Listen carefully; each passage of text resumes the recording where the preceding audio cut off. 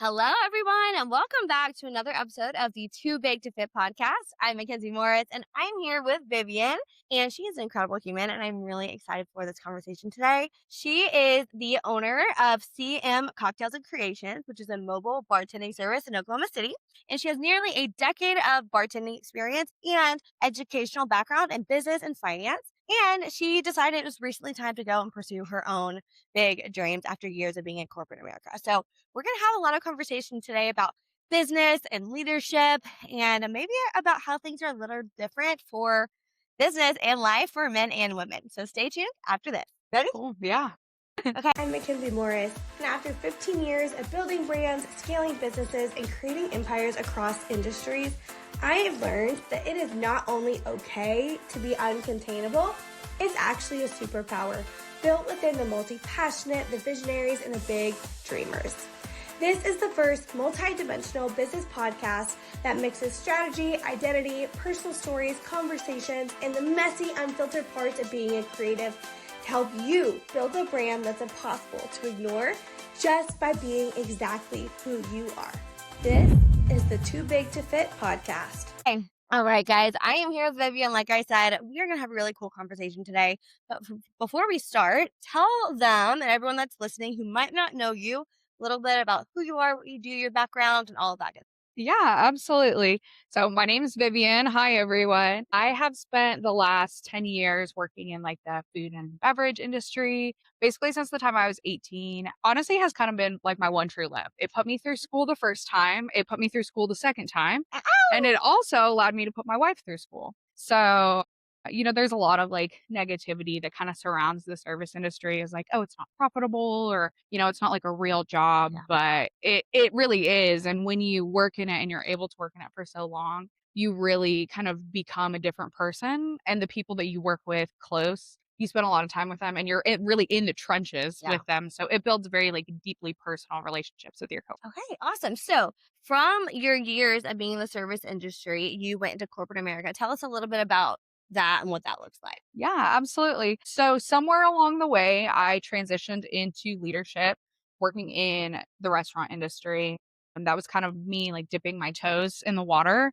That basically happened as soon as I was legally old enough to Okay. be qualified for the positions. I had really awesome leadership that saw good skills in me that helped really feed that and developed that and set a wonderful example. And then from there, I found myself in retail leadership and ultimately I found myself selling jewelry, which Okay. was a wild experience that I never saw coming, but it was very interesting and it was very corporate. It was about as corporate as you can get. I worked for the largest jewelry conglomerate in the world as a store manager for them. And so I saw through the beginning to the end the entire process of like opening businesses and negotiating the contracts with malls or getting approval through the city with the coding and everything. So it was a wonderful learning experience. Absolutely. But along the way, in learning so much of corporate America, you also start to learn that people matter a little bit less the further up the food chain that Yeah. you go. Yeah.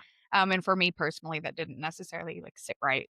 It is so crazy to kind of think about how a lot of times we get on these journeys and we think that we're at the end destination. Like we think we've made it, we're where we want to be.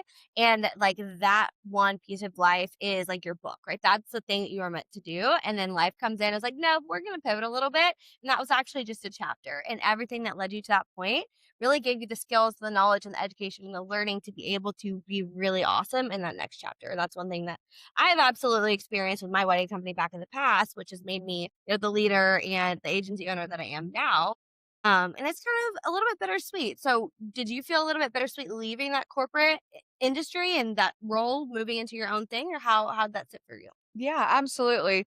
So I definitely felt more comfortable in myself leaving because it made me feel I'm sorry, can we Yeah. okay, I'm gonna put this on silent. It keeps going off and perfect. Thanks so much. Sorry. What was the question again? If there was any like bittersweet feelings whenever you were leaving your corporate roles, moving into your own ventures. So there was some bittersweet feelings with leaving corporate America, especially in the service industry or in any of your roles. As a leader, you care about your team, you care about the people that you work with, and you want to see them do well even after you leave. But that was a choice that I had to make for myself. Definitely, I've always wanted to own a business since I was younger. And when you would ask little me, why do you want to own a business? I would always say, so I can treat people good. I've always wanted to be someone who could do a lot so that I could do good things for others. Yes. And I think that chart right there is what separates the businesses and the brands and the companies that win and do really, really well versus those who don't. And I'm not saying those who don't put people first are not going to be successful because you absolutely can be. But I do believe that there's a point where it kind of tops out, where if you're only doing it for yourself and for the money, and you're not doing it for impact for our community or for other people, it will top you out at some point because it's just about you, right? And you can fulfill your own dreams. But if you're responsible for other people, and treating them well and helping them have a lifestyle and help them fulfill their dreams, then there's a lot more on the line. And I think it pushes people to be better and be better leaders. Yeah, absolutely. So, on the topic of being a great leaders, tell me a little bit about what your leadership experience was like in your roles all the way up you to now, even in your current company, and how it's kind of shaped your experience and how you lead your teams. Yeah, absolutely. So from kind of my first leadership roles that I had, the leaders that I had were very hands-on. And there was very much this attitude of like, I will never ask you to do anything that I wouldn't do myself. And what I noticed with that leadership style was that our team worked together beautifully. We trusted each other. We worked together. It wasn't an inconvenience to help each other because we all wanted to see each other win. And I feel like I have seen bosses and I have seen leaders, and the difference is that a leader will not ask me to do something that they wouldn't do. That was so good. So good. Bosses versus leaders. Definitely. Hey, so with that distinction, give the people listening some context as to, maybe some scenarios that you've been in or maybe they would find themselves in being, managed by a boss versus a leader. Yeah, absolutely. So, being managed by a boss, perhaps you're having things delegated to you, but they're not like delegated to you with clear instruction or a set of like expectations, right? It's just like, hey, can you go do this? But if it's not done correctly, then they're upset, but you weren't really given a lot of direction versus like being a leader. Someone would work with you. It's more of like a collaboration, Mhm. I feel like, than just an instruction. So, I can definitely understand where the disconnect comes from.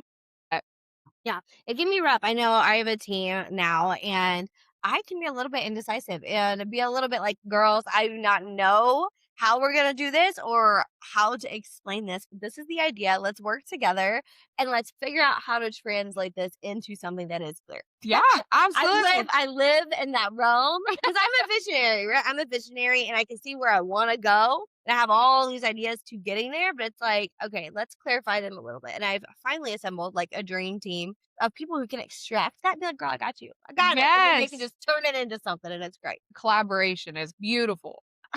Yeah, that's the thing, and I always tell my team, I said, "I want this to be a literal team effort. Like, I am not your boss. If something is not working, I need you to tell me. If something is trash, I need you to tell me, right? Yes. Because you can't see a lot of the things, right? Because I'm not down in the I mean, I'm in the churches, right? But I'm not doing the things that I'm delegating to, right? So Mhm. if they're missing some information or they're like, "Girl, I understand why we're doing this. If the vision is here and I'm doing this, why am I doing this?" Right. They can point out a lot of these gaps that maybe we don't see from our own perspective. Absolutely. Yeah, it's so important to have a group of people around you that want to work together and that the open communication is there. I think that's a big one too. The difference between a boss and a leader is the communication channel, being open to feedback, being open to your team, being like, hey, I want to help you, but like how? Yeah. Like, girl, I cannot make this happen for you, Yeah. but I want to. So let's figure out how we can. I think it's so important for that to exist. Oh my God. Communication is key. It is number one in life, business, and in relationships. So that I always just say, my husband and I, our marriage is actually incredible. I love it. We are the picture perfect models of a great marriage. I would love to say we have friends, that talk about it all the time and come to us with their problems. But the biggest reason why is because we talk about literally everything. And communication is the number one key. With what? You're okay, girl. Do your thing. What- For what? What are you playing? Okay. All right. Shut up before Tika comes in here. Go, go, go. Go, go, go before Tika. Go before Tika. Go, go. And shut the door. Shut the door. Yeah. Oh, oh. So, I love the thing about communication. That is key. And the other thing with my team is I always say a lot of them are remote, right? So they're everywhere. And I don't really care. I don't care when you're working. I don't care where you're working. As long as things are getting done and as long as you talk to me. If there's a deadline, we're not curing cancer. We can change it. It is okay. Deadlines are there to make sure there's progress, right? So we can shift things if we need to. But if you do not talk to me, and you're not responding to messages, you're not reading messages, and things are not getting done, I have no patience. That is my one non-negotiable. And I will give you one strike, maybe two, and then you are literally out. I don't have any patience. I actually have a personal policy in my professional, also my personal life. My wife knows this. I'm nice twice and I'm a bitch the third time, right? Because why?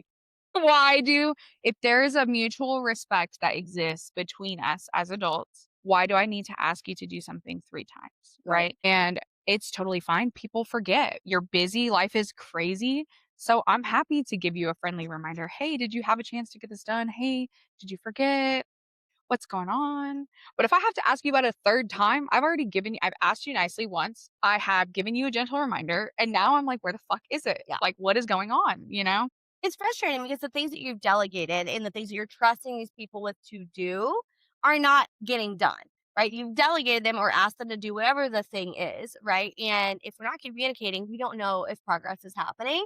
And that oftentimes means we are wasting money. We're wasting money and time and energy and mental bandwidth and all of those things. And that's where it gets really frustrating because I delegated it to you. But if you can't do that, tell me, and either I will do it or I will find someone else to do it, right? There doesn't need to be this gap in communication. So I like this. I'm going to adopt this personal policy. I think. I like it. So tell me, in your business experience in the jewelry industry and in the service industry and what you do now, have you mainly worked with a lot of women? Did you work with men? Tell me kind of what that looked like and how it may have been different working with men versus women. Yeah, absolutely. So in corporate America, the higher up you go, the more male dominated most of the industries become. You know, that's just kind of across the board. Jewelry is actually more of a female dominated industry until you get up to those higher levels of, like regionals and districts and stuff like that. The higher levels of corporate, those are mostly positions that are all held by men. Even though some of these companies may be like the largest female employer in the world,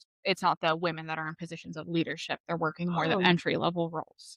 So, as I have moved up over time and been over various teams and various sizes of teams, I have gotten very different feedback from other women that I worked with versus men that I've worked with. And one of the biggest things that I have taken away from this experience is that the same qualities that make a man a great leader tend to make women called a bitch, right? You're moody, you're cranky. Is it your time of the month? Like, no, I just have clear expectations that I'm setting for you, right? We have a deadline that we told our clients we were going to meet, and I want your excuse as to why you don't have what we need to deliver on that promise, So that has been a very interesting experience throughout the whole process of being in rooms with women and we're having these conversations. And it's very empowering, being loud and strict and firm and being able to lead with empathy, but also like take no shit is what you end up leaving a group with women feeling empowered and like liberated and vivacious, and then you're in the same situation with men and you tend not to have that experience. There's kind of this impression of maybe she's full of herself or, oh, she's kind of a bitch. And why do the same qualities that make this man great make me rude? Why do they make me short or abrasive is what I've heard before. And when I'm just setting clear expectations, I just want you to deliver on what we have agreed. And it's been an interesting adjustment, especially with going through finance programs and getting my business degrees and sitting in rooms that are mostly men. It has been a very different business experience than I have experienced with women for sure. Okay. So I have a few questions about this. First question is you mentioned as you get into the executive and leadership roles of larger companies that it's mainly male dominated. Why do you think that that is? I think that there's a lot of reasons for it. I think ultimately there's still the stigma, right? That women are too emotional to be in roles of leadership or maybe that they aren't good leaders, that they're good workers, but they're not good leaders. I'm not really sure what it is. That's just been my observation. And I've worked for a handful of corporate companies over the last several years. And that's kind of always been the case. It's like you have a facility and maybe all of the lower level managers, the supervisors and shift managers and key holders are women, but then you get up to like the general manager, district manager, regional manager, they're all men, all the way up after that. And so it's like there is a disconnect happening there. And I don't know if it's just that women don't feel empowered enough to step into those roles of leadership. I think as women, we're kind of taught not to rock the boat and be nice and be pleasant. And being in leadership means that you can't be nice and be pleasant all the time. It means that you have to have uncomfortable conversations and hold people accountable, even if you like them, even if they're your friends, you have to hold them accountable. And that doesn't feel good and it's not reciprocated well or received well usually at all. And so I think that that kind of contributes to it a lot. I think there's a lot of sociological things that need to be considered as well. So part of my past, I worked at a Fortune 500 construction equipment rental company. Oh, I was there for 5 years. I was there in multiple different roles. At one point, when I was graduating college, I was offered 3 different roles.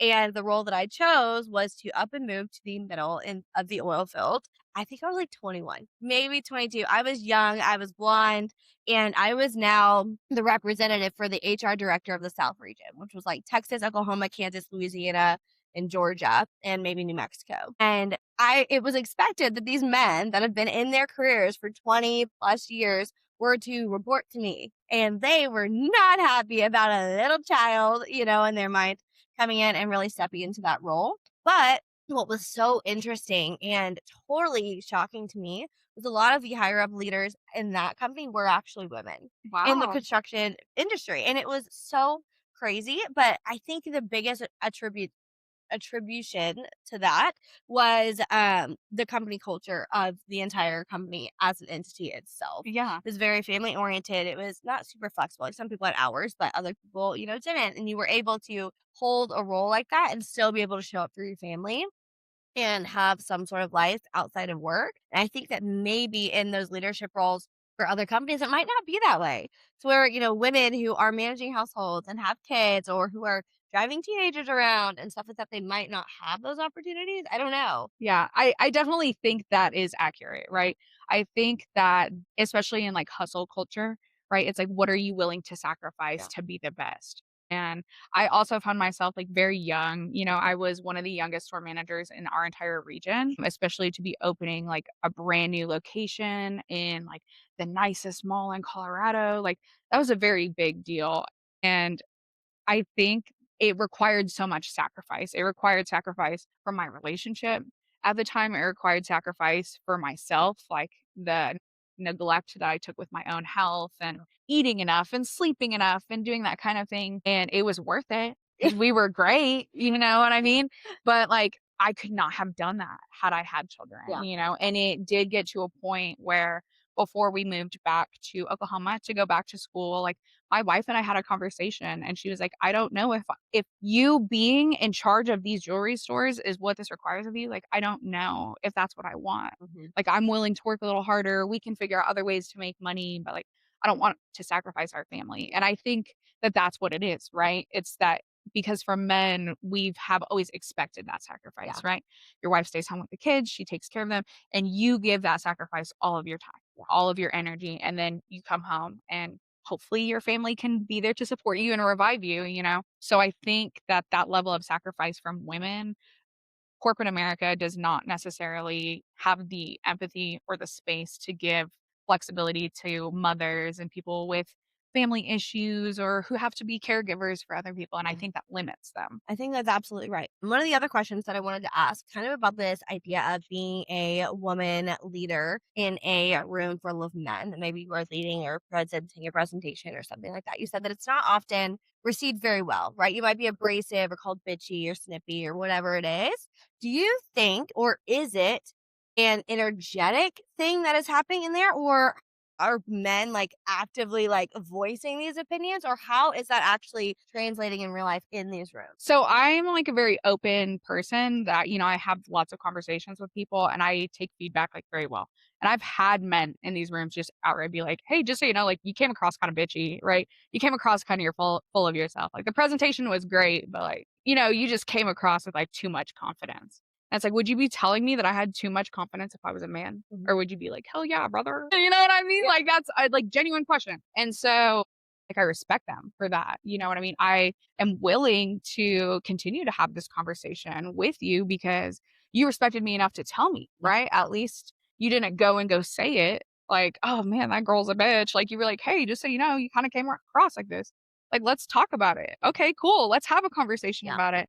You had the respect to talk to me about it. Like, let's talk about why you felt that way. And then I'm going to ask you, okay, if I seem too confident, would you say that same thing to me if I was me? Right. Now you're uncomfortable too. Now we're both uncomfortable. Yeah. Great. That's great. Yeah. Yeah. We both have some things to think about after Yeah. this conversation, right? Yeah. I think having those conversations is really important. And, it does allow for self reflection. Like, okay, are they right? Am I projecting this idea that they are women haters onto me? Or was I a little bitchy? Like, really allowing you to have that personal reflection. But I'm not also minimizing that either. Because ultimately, that is typically how it is received, where it's like, okay, you were being a little cunty girl and, we're not going to stand for it. Well, yes, you are, because I'm in charge. So, anyway. Yeah. Okay. So now that we've kind of talked through leadership and all of the stuff with your corporate roles, tell us about your business now and who you serve and kind of what all of these qualities and skills and these experiences do to kind of aid your perspective in your venture now. Yeah, absolutely. So now I run a mobile bartending service. I serve the entire state of Oklahoma. I do not charge for travel anywhere in the state. So I just like to bring the good vibes. Basically, me and my bar roll up to your event and we serve it up. We work with our clients based on whatever they need, based on their budget. We create an individually curated menu for each event. So for New Year's, a friend of mine hired us to work her family's New Year's Eve party, and all she wanted to buy was champagne. And she was like, make it work, girl. And I was able to give her 2 mocktails, 2 cocktails, and then they had the option of just a glass of champagne or just a shot of vodka. And it was like, okay, cool. That was a plethora for them, right? It's just like a family get together. And so we were able to make it work with what we had, and it was a great time. So I really just in this role now, I am trying to focus a little bit more on my family and focus on growing my own ventures. And in the past of my many years of bartending to put myself through school, I did a lot of like event bartending at football games or tailgate bartending or hey, we need a bartender for 3 hours to come bartend at our wedding, or my birthday party. And I would do that through like temp agencies or contract companies that were just like for hire gig events. Yeah. And over time, I was just like, you know what? Like, I could do this. And to graduate from my program for school, I actually had to build a business each semester the last year fully from scratch. Like, file the articles of incorporation, apply for the EIN, like, get all of the jazz rolling. Wow. And have to turn it in like a business plan. What are your projected income? Like, what are all the whole thing to be able to graduate from my program? I had to do it twice. And Oh, so I was like, I'm going to put my whole heart into this. In the first semester, my wife and I, we want to open a therapy office one day because she's a therapist. So I did all of our stuff for the partnership. So when that day comes, like that paperwork's ready to go. I just got to take it. I just got to open it up, dust it off, and then file the paperwork. Right. So I did the same thing my second semester. I was like, well, I took it serious last semester. So this one I'll have a little bit of fun with it. And if I was gonna have another business, what would I have? And I was like, I guess I would bartend, right? I do like mobile bartending service. So I built it and I did it for my assignment. And then I was sitting there after my many surgeries that I had this last year. And I was like, you know what? I'm just gonna do it. Yeah. I might as well just do it. It's already there. Yeah. It's already built. It's already exists, Yeah. right? I have already done all the work to create it. I just have to like press the button and send it. So that's where we are now. That's kind of what has led us to this moment. And honestly, it has gone so much quicker than I expected, right? When you like lean in to it. I think I wasn't ready for it. It felt like, Jesus took the wheel for sure. And I was just holding on, but it has gone great and I really enjoy it. The connections that I'm able to make with people out in the community is nice.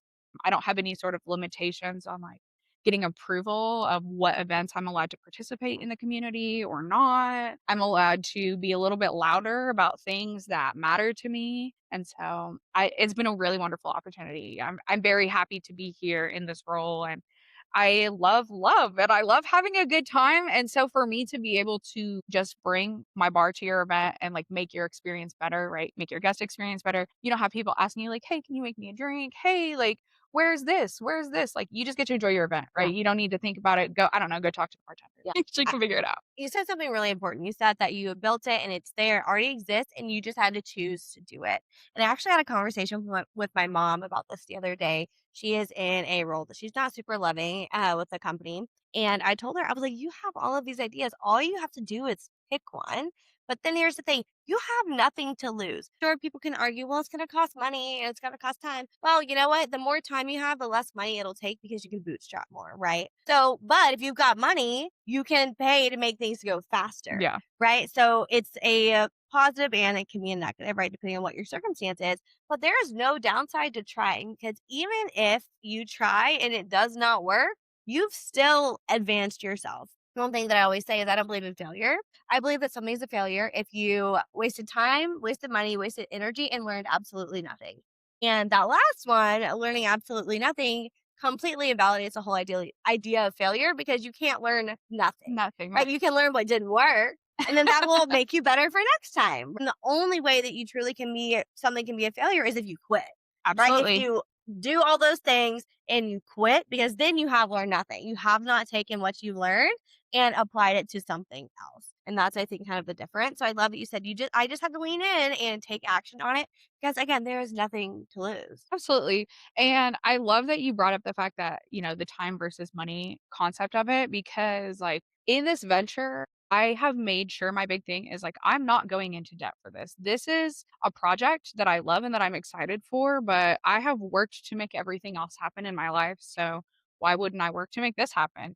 And I feel like people think that owning a business is like, it's very expensive, right? And it is. There are costs, but when you work the system and you write your taxes off properly and your deductions, and you take the time to do it, it actually becomes very attainable, right? And I think filing the LLC costs what, $100, Yeah. right? It costs $100 to file the LLC, and boom, you're in business, baby. And it's like, think about how often we spend $100 on drinks or dinner out. We're out with our friends, a pair of shoes that we like, a bag, like, and if $100 is the difference between you doing something that you want to do and not, like, I just feel like if people really thought about it, if they realized how attainable it is, then more people would do it. I just think that we don't, as like a society, we don't encourage business ownership enough, Yeah. right? We don't encourage entrepreneurship and getting out and taking chances on ourselves. And I think we have very much encouraged a society of like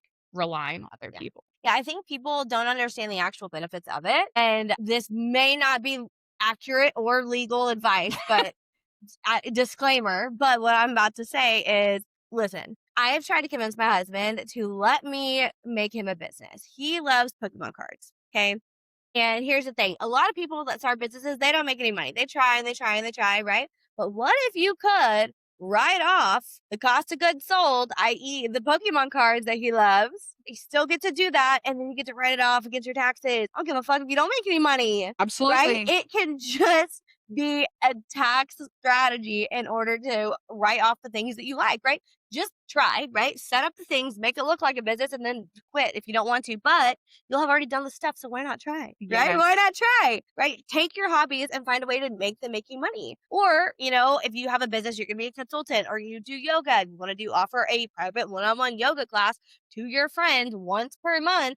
You can go right off your yoga mats and your yoga clothes and all of these things that you love, right? And benefit from that. Yes. And honestly, so that right there is exactly why I went back to school. I got a business law degree and I got a finance degree because I was like, I need to know where the money is, right? Because rich people do not make a lot of money. I mean, some of them make a shit ton of money, right? But what do they actually do is they don't pay taxes on it, right? They keep it.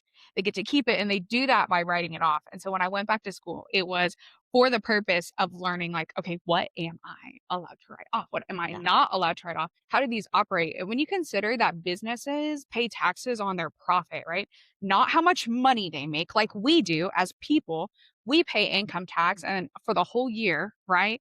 But that doesn't take into consideration the money that we spend on bills, the money that we spend on keeping the lights on and paying the car insurance and all those things. Yeah. But when you own a business, that does, when you have a home office, a portion of your electricity bill does go into that. A portion of your mortgage payment does go into that. And those are tax deductible expenses. And so that is how big ass companies like Amazon or Google or whatever are paying like almost nothing in taxes because they're writing everything off. And so I just feel like, why should companies only have to pay taxes on the profit that they make?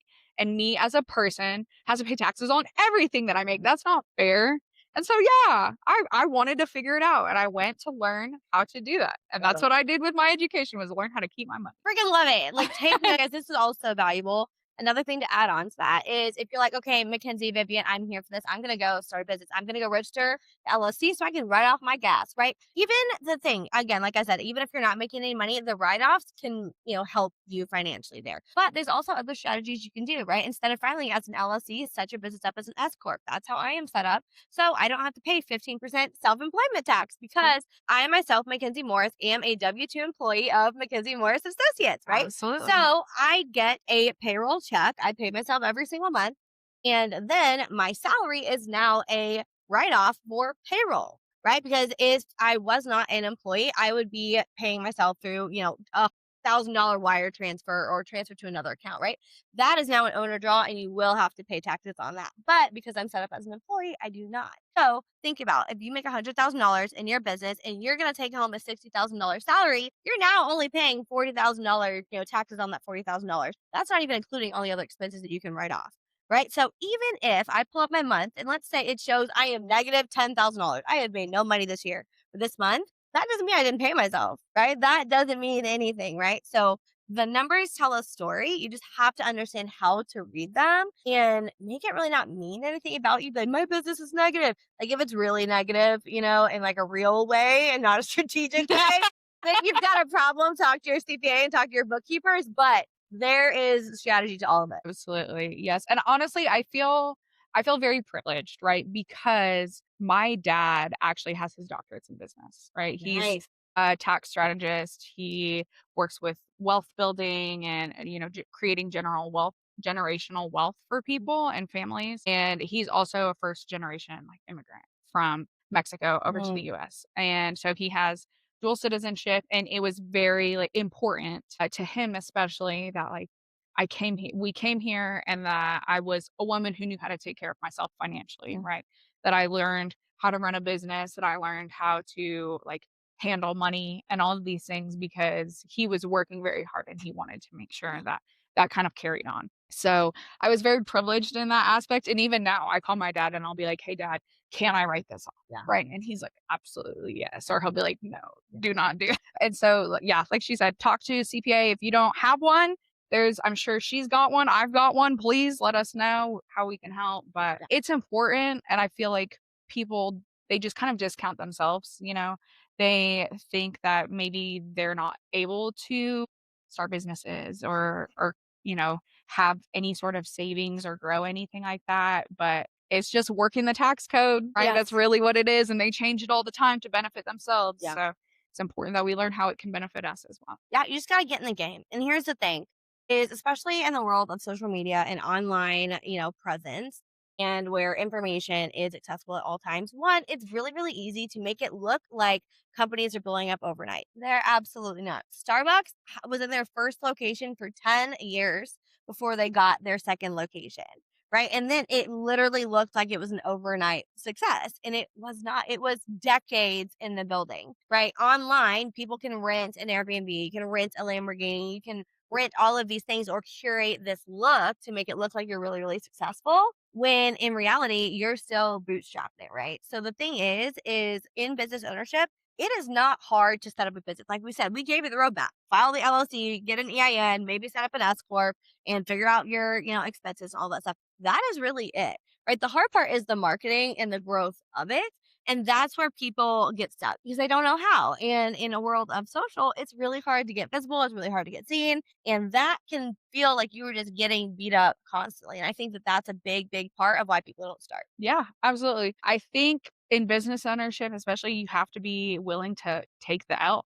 You've got to be willing to lose because, like you said, there's not a failure as long as you learned something, Yeah. right? And you learned what didn't work. You learned what you need to do different or better next time. Or maybe you learned what you did great. And like maybe you leave the interaction feeling great and you feel like you delivered perfectly. And the interaction with the client didn't go the way that you wanted it to. And it's okay for you to be like, no, like this is not what I want. I'm in charge. This is my business. These aren't the kind of people I want to work with, or this isn't the message that I want to help deliver. Like I love it. I love being able to have that little bit of autonomy, but it comes at a cost, right? And it's hard. It's hard to continue to get back up. And I think there's an old Chinese proverb, right, that says fall down 7 times, stand up 8. Like you just got to keep getting back up. It's going to keep kicking you off the horse, but are you willing to stand back up and keep fighting for it? Like, do you believe in it? Do you believe in yourself? That's kind of how I feel about it. Oh my gosh, it is so good. And I'm going to share a personal story. So, some of you guys that are listening may know, I don't know if you know, but I built a wedding brand and kind of like you, I didn't really ever take out any debt, right? I just took the money that I made from it and I reinvested in the business, but I never like took out my personal savings or anything like that. The first big investment that I did take out savings for was for a mentor, and that was incredible. But really, I kind of bootstrapped it from there. And there are times where you will build and build and build, and you will fail flat on your face. And one of those times for me was when I had decided I wanted to go and build a custom product line. I wanted to manufacture my own product. So that means creating the sketches, coming up with the tech packs, finding a manufacturer overseas, dealing with the translations and the taxes and licensing and trademarking, all of that stuff. And I took my company through that. So in order to be able to have a custom product and to build a brand, I decided, okay, I'm going to put my brand on Amazon.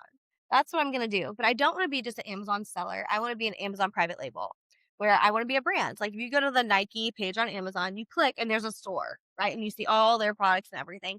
I wanted that. So in order to be able to do that, I needed a trademark. So I now have gone through that trademark journey and I went and got a filed and registered trademark, which took 2 years, right? And I paid for a bunch of inventory and put it on Amazon. And that in itself gave me so much unique experience that I never, ever, ever would have had prior. But the reason why I launched on Amazon was because one, that gave me a different, out a different channel to sell my products, but also it got me that trademark. And worst case scenario, Amazon didn't work. I had the trademark and that opens up the door for licensing.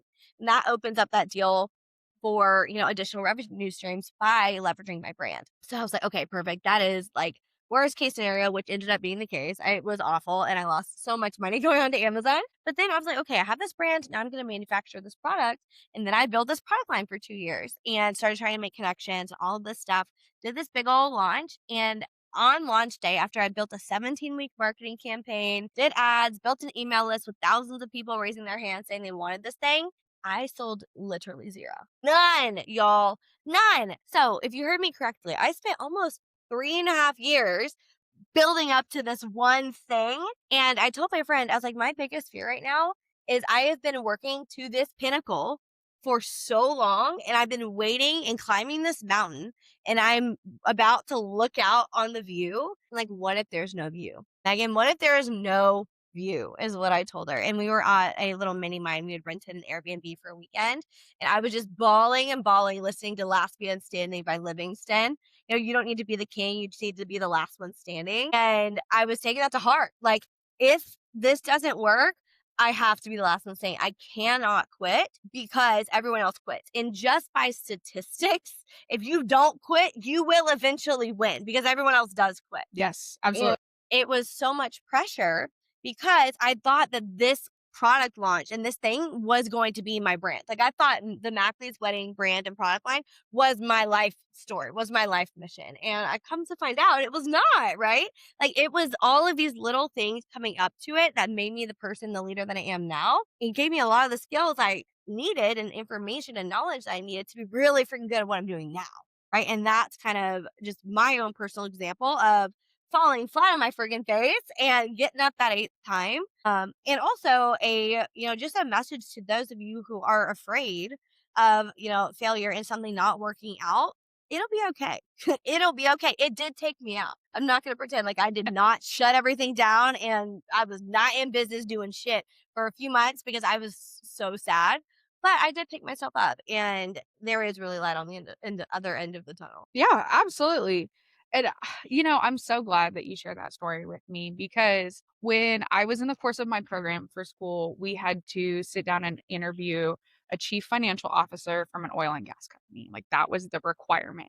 You had to find one. No Wow. two groups could have the same one. And you had to convince them to sit down with a group of college students and let them interview you, which Wow. was a task in and of itself. Yeah. Okay. And we finally sit down to do the interview, and I'm talking to the CFO, and we're talking about, like, what was your biggest learning moment? And they tell us that they go through this whole process that takes years and years and years and $10 million they put into expanding into a foreign country.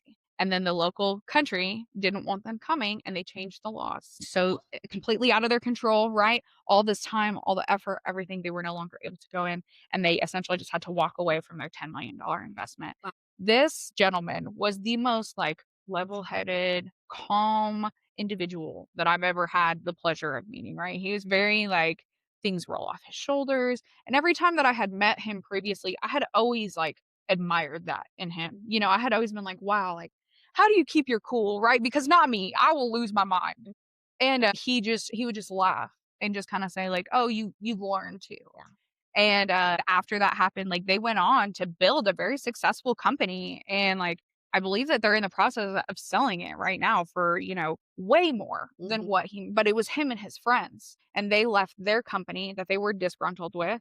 And they were like, you know what? I think I could do this. And they went and they did it. And so having those failures, like you said, there is no failure, right? Because you learned so much. And now, yeah, you own your trademark. Nobody can take that from you. Yeah. That's yours. So I'm really proud of you Yeah. for continuing to get Thank you. get back up and keep going because it is hard. Like it's very easy to let like the little demons in your ears be like, "Oh, you can't do this," or "You should just give up."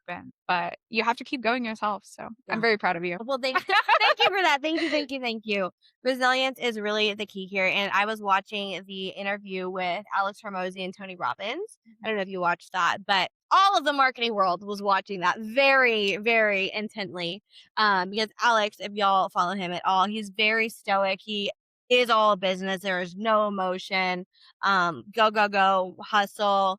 Work-life balance doesn't exist. And to an extent, I do believe that because I work kind of the same way, but there's really not a balance. I work through inspired action. I work whenever inspiration comes, and then I have some structure, right? And that's just the name of the game. And if you try to find work-life balance, you will kill yourself trying to find it. But one of the things that Tony had kind of brought up was this idea where you have to be working with passion and you have to be keeping your eyes set on a big like moonshot. And that's been like the hot word going through. And it's this idea of having this biggest vision instead of like, oh, I want to be the biggest mobile bartending company here in Oklahoma. It's like, I want to serve 1 million people signature drinks from my mobile bartending card. It's some astronomical number because if you've ever read the book 10x, it's easier than 2x. It is a lot easier to go big than to go small because there's only a few paths that you can take that are going to get you to that 10x vision, right? But if you're trying to only 2x, there's a lot of options. There's a lot of different ways that you can kind of go about doing that. So I think having the resilience, having a plan, and allowing yourself to dream big and see that biggest vision can actually provide a lot of clarity if you allow yourself to see it. Absolutely. Yeah, I was at a marketing conference recently, actually. And one of the big things that I took away from it was them saying, like, you cannot be great at everything. Like, you've got to pick what you're doing. Mhm. If you're advertising towards a group of people, like, you need to decide what is that group of people, at least for this project, right? At least for the purpose of this advertisement, who are you trying to reach? What are you trying to accomplish? And so for me, like in what I do with the mobile bartending, I serve all sorts of events, right? If you want to hire me for your bat mitzvah, I'm in there. Yeah. Okay.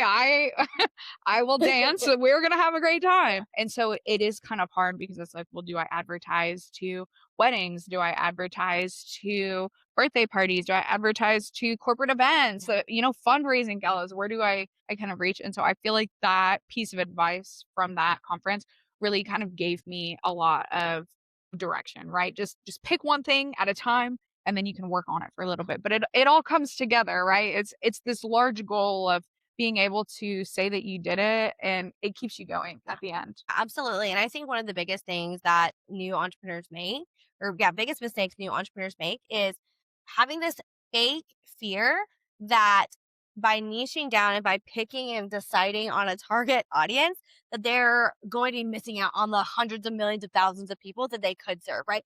You can serve everyone. Yes, everyone needs drinks. Everyone can have a bartender, right? But if you're talking to no one, or if you're talking to everyone, you are talking to literally no one. Absolutely, yeah. Because you don't have that messaging that makes them kind of self-identify. Be like, oh, wait, that's me. If I was a bartender for, LGBTQ weddings, someone's like, oh, I'm LGBTQ, IA, whatever. On the whole thing, right? You got it. Don't worry. But they say, oh, that's me, right? And they can self-identify with that. That doesn't mean that you won't attract those other people, but it allows the people you want to see you to hear you. Absolutely. I think that's also very, very super key. But as someone who myself has operated as a personal brand, Mackenzie Morris and Associates now, I've gone through a whole evolution of being Mackenzie Morris, the entrepreneur, Mackenzie Morris, the brand owner, Mackenzie Morris, the coach and the business strategist. Now I'm an agency owner. And as you evolve and your interests evolve and your values evolve and your life and family needs evolve, your business evolves with you. And this is something that I hate to break to all you guys, but it's true. That means your business will change and you likely will have to start over. You have to start over. You got to pick a new audience. You got to warm them up and start again. So that is probably one of the most frustrating parts for me in business because I am multi-passionate. I have all of these facets of my life, right? I run the nightlife brand. I still do wholesale for loungewear. I own a marketing agency. I do strategy and all of these other things that to people on the outside, they're like, girl, who are you talking to? Like, all of these people are so different. I'm like, yeah, they are, but I'm the brand, right? I am the brand, and if people like me and know me and trust me and know how I work and move, they often can decide, okay, I want to work with this person, right? So now I've gotten to this point where I've shown a track record of change while maintaining being who I am. So I've been able to learn how to leverage kind of that power of personal branding to be in a way that allows me to pivot and shift and move, and it not feeling like I have to burn everything down like it did in the past. Yeah, absolutely. And, I think it's so important on that note of being authentic, right? Because what I've gone through so many seminars, right? They don't let you sell diamonds without giving you the top of the top sales training. And what I have gotten time and time again is this very direct and almost kind of pushy sales training is what I've seen a lot that they're pushing out into the workforce, right? And I don't know when the last time you got a sales pitch from someone was, but they're always you're like, oh, is this a pitch, right? Like, is this what we're doing? And it's not authentic. And so what I've learned is you can have the best brand, you can have the best product, the best software, the best diamonds, the best of the best, whatever it is. But if people don't like you and if people don't trust you, they don't want to do business with you. Yeah. Right. And that's really what it boils down to is can I trust you? And when you're authentically yourself and you create that trust there and you're able to handle hey, things are changing, but that doesn't change this. That doesn't change this relationship. And you're able to consistently deliver, it's because that's who you are, right? You're giving the people that you're doing business with an authentic version of you. And I feel like that goes so much farther. Yeah. Right. It fosters patience, it fosters trust, it fosters collaboration in the future because authentically, I have an idea and I feel like I can come to you, I come talk to you about it. Now we're not having a business conversation about something. We're having hey, I value your opinion on this and I want to hear what you have to say. So I think it's so important to be able to do that. Yeah, it absolutely is. Before we wrap up, I want to kind of leave everyone with a thought that I have forgotten. That probably not. Okay, we're just going to pause there. What was I going to say? No. Okay. Well, this has been such a great conversation. And before we go, speaking of know, like, and trust, tell everyone where they can find you, how they can hang out with you, and what special events or anything cool that you have going on. Yeah, absolutely. You can follow us on Facebook, on TikTok, Instagram. We're on all the socials. I'm kind of navigating all of that. We do monthly giveaways. So make sure to check us out on Facebook. Usually has that information. We're on Yelp also. And so the Yelp will also have the link to be able to apply for the giveaway. We'll be giving away a 3-hour bartending package. So that includes a bartender, the mobile bar, and then we provide all of the cups, napkins, straws, garnishes. So feel free to enter into the giveaway. We will come to you and give you the opportunity to have a house party or a bachelorette party or something where we take the serving your guests off of your hands for you. So fun, y'all. You know I love a good party. So absolutely go and make sure you are following them on all of the socials and go enter those giveaways, because even if you don't throw parties, you can still invite some people over and have a bartender, and that would automatically make it a party. So thank you guys so much for listening to the Too Big to Fit podcast. Thank you so much for being here, and I will talk to you guys on the next episode. How fun. Thank you